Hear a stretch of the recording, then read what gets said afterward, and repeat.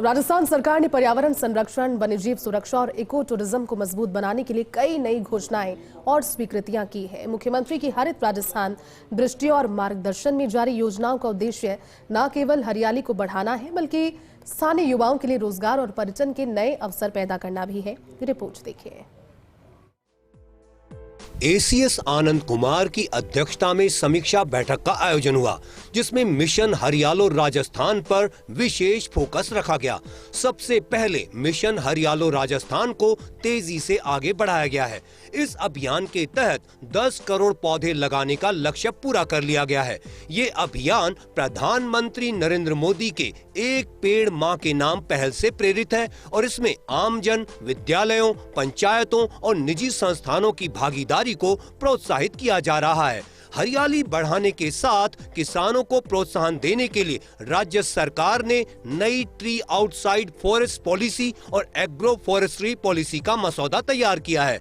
इससे किसान अपनी निजी भूमि पर पेड़ लगाकर लकड़ी, बांस और अन्य उत्पादों से आय अर्जित कर सकेंगे।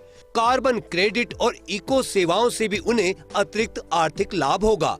वन्य जीव सुरक्षा पर भी बड़ा जोर दिया गया है। सरकार ने 35 नए एंटी पोचिंग कैंप स्थापित करने के लिए 27.59 करोड़ रुपए स्वीकृत किए हैं। ये कैंप रणथंभौर, सरिस्का, मुकुंदरा समेत संवेदनशील वन क्षेत्रों में बनेंगे।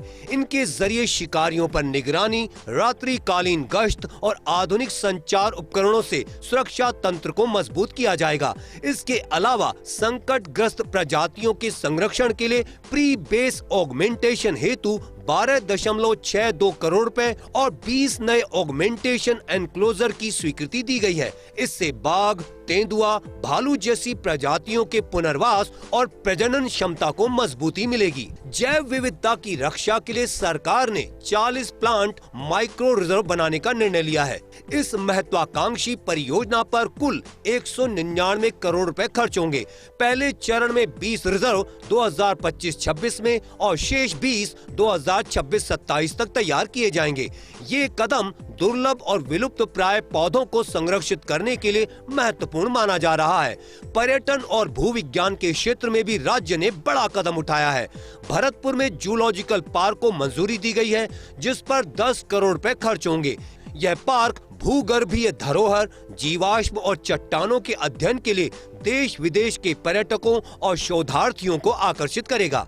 इसके साथ ही राज्य में लेपर्ड सफारी को बढ़ावा देने के लिए अमरख महादेव उदयपुर और गंगा भैरव घाटी अजमेर में सफारी विकसित की गई है, जिस पर 5,322.90 लाख रुपए स्वीकृत किए गए हैं। इससे साहसिक पर्यटन को नई पहचान मिलेगी और स्थानीय अर्थव्यवस्था को सीधा लाभ मिलेगा। वन विभाग के भंडारण और विपणन ढांचे को सशक्त करने के लिए वन गोदामों के आधुनिकीकरण पर 103 करोड़ रुपए की स्वीकृति दी गई है। इसके माध्यम से लकड़ी, गोंद, महुआ, बांस और अन्य वन उत्पादों के सुरक्षित भंडारण और ई नीलामी की सुविधा विकसित होगी। इससे वनवासियों और कारीगरों को सीधा लाभ मिलेगा और ग्रामीण अर्थव्यवस्था मजबूत होगी।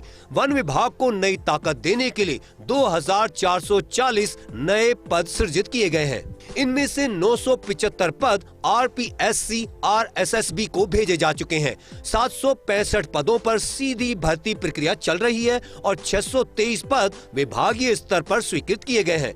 ये भर्ती 31 मार्च 2026 तक पूरी करने का लक्ष्य है। इससे वन प्रबंधन और संरक्षण कार्यों में नई गति आएगी। बाघ संरक्षण के लिए मुकुंदरा हिल्स टाइगर रिजर्व को सुदृढ़ बनाने पर भी ध्यान दिया गया है।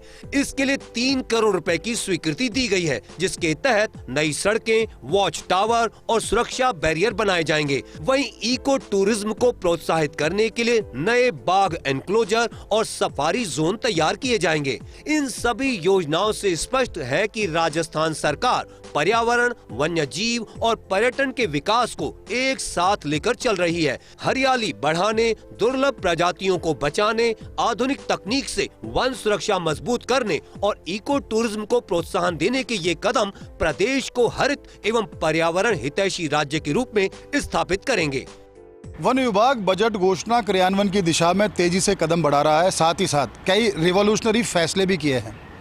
दरअसल एसीएस आनंद कुमार की अध्यक्षता में जो बैठक हुई उसमें कई महत्वपूर्ण फैसले हुए, जिनमें खासकर 35 एंटी पोचिंग कैंप बनाने, माइक्रो रिजर्व्स की स्थापना, हरियाणा और राजस्थान की प्रगति और 5 टाइगर रिजर्व्स में व्यवस्थाओं को दुरुस्त करने, गांवों के विस्थापन की प्रक्रिया में और तेजी लाने जैसे कई अहम फैसले किए गए।